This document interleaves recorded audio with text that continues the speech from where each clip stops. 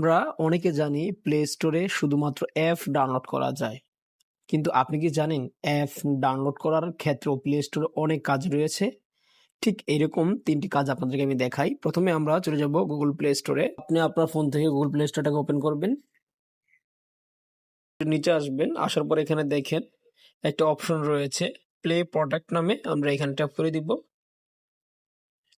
দেওয়ার পর এখানে দেখেন নো হার্মফুল অ্যাপস ফাউন্ড লেখা আছে। জাস্ট এইখানে আমরা স্ক্যান নামে যে অপশনটা রয়েছে আমরা স্ক্যানে ট্যাপ করে দিব।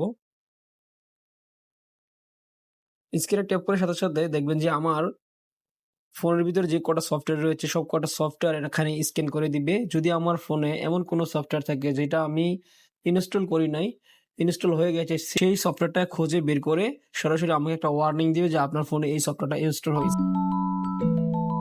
প্রোফাইলে চলে আসলাম। আসার পর এইখান থেকে দেখেন একটা অপশন রয়েছে। এটা হচ্ছে ম্যানেজ ডিভাইস অ্যাপস। এখানে ট্যাপ করে দিবেন। এখানে দেখবেন যে আপনার ফোনে যদি কোনো অ্যাপস আপডেট দেওয়া না থাকে তাহলে এখানে দেখেন আপডেট কিন্তু দেওয়ার জন্য তারা বলবে। যখন আপনি এখানে ট্যাপ করে দিবেন তখন এখানে আপনি কি করবেন আপডেট দিতে পারবেন। তো একটা, একটা করে আপডেট না দিয়ে জাস্ট অল আপডেটে ট্যাপ করে দিলে কিন্তু আপনার এটা আপডেট হয়ে যাবে। তারপর ব্যাকে চলে আসবেন। আসার পর আপনার ফোনের স্টোরেজ কতটুকু খালি আছে সেটা আপনি দেখতে পারবেন এইখান থেকে। এখান থেকে আপনি দেখতে পারবেন। তো মনে হয় যে না এই সফটওয়্যারগুলো সবচেয়ে বেশি আমার স্টোরেজটা দখল করে রাখছে। সেই ক্ষেত্রে আপনি ডিলিট করে দিতে পারেন। যেমন এখানে দেখেন আমার প্রায় ফেসবুকে 6 জিবি, তারপরে হচ্ছে টিকটকে প্রায় 4 জিবির মতন খেয়ে রাখছে। সেক্ষেত্রে কিন্তু আমি এগুলো অবশ্যই ডিলিট করে দিব।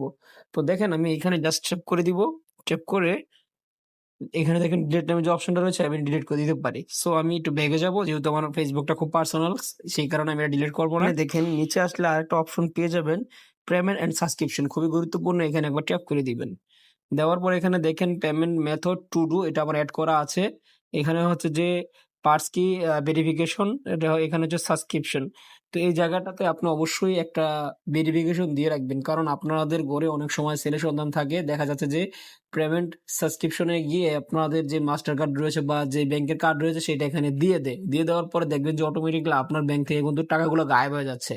তো এটা কিন্তু অনেকে করে। ওকে, এই কাজটা অবশ্যই আপনারা একটু মনোযোগ সহকারে দেখে সিকিউরিটি দিয়ে রাখবেন। দেওয়ার জন্য এখানে দেখেন পার্স ভেরিফিকেশন রয়েছে, এখানে ট্যাপ করে দিবেন। দেওয়ার পর আপনি এটা অবশ্যই ভেরিফিকেশনটা অন করে দিবেন, যাতে আপনার ফিঙ্গার অথবা আপনার পাসওয়ার্ড ছাড়া সে কিছু না করতে পারে।